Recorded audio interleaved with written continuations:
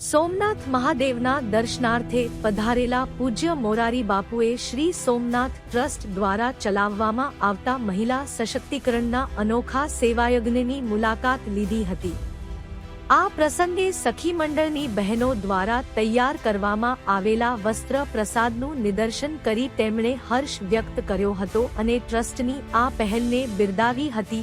Somnath trust દ્વારા ગ્રામ્ય વિસ્તારની સખી મંડળ અને સ્વસહાય જૂથની મહિલાઓને સીવણકામ તથા હસ્તકલાની તાલીમ આપવામાં આવે છે। ત્યારબાદ તેમને સિલાઈ મશીન અને જરૂરી સામગ્રી પૂરી પાડી રોજગારી સાથે જોડવામાં આવે છે। આ બહેનો ભગવાન સોમનાથને અર્પણ થયેલા વસ્ત્રો, પાગ અને પીતાંબરમાંથી કલાત્મક ઝભ્ભા, તોરણ, ચાકડા, તોડલા, આસન સહિતની વિવિધ વસ્તુઓ તૈયાર કરે છે, જેને વસ્ત્ર પ્રસાદ તરીકે ઓળખવામાં આવે છે।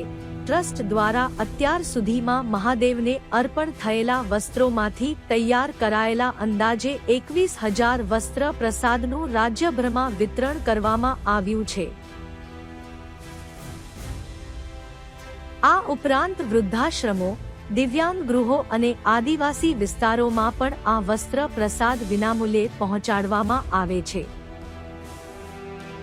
સ્થાનિક યાત્રીઓ માટે સોવેનિયર કાઉન્ટર તેમજ ટ્રસ્ટની વેબસાઇટ મારફતે પણ વસ્ત્ર પ્રસાદ ઉપલબ્ધ કરવામાં આવ્યો છે। તાલીમ પામેલી બહેનો દ્વારા તૈયાર કરાયેલા 500થી વધુ ઝભ્ભાનું સફળ વેચાણ થયું છે।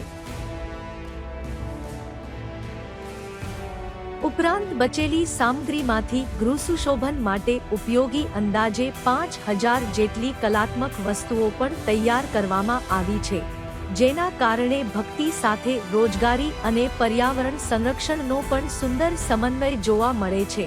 પૂજ્ય મોરારી બાપુએ સમગ્ર પ્રોજેક્ટનું નિરીક્ષણ કરી બહેનોના કૌશલ્ય અને ટ્રસ્ટની સેવા પ્રવૃત્તિની પ્રશંસા કરી હતી। તેમણે જણાવ્યું કે આ પ્રકારની પહેલ શ્રદ્ધા, કલા અને આત્મનિર્ભરતાનો ઉત્તમ સમન્વય છે।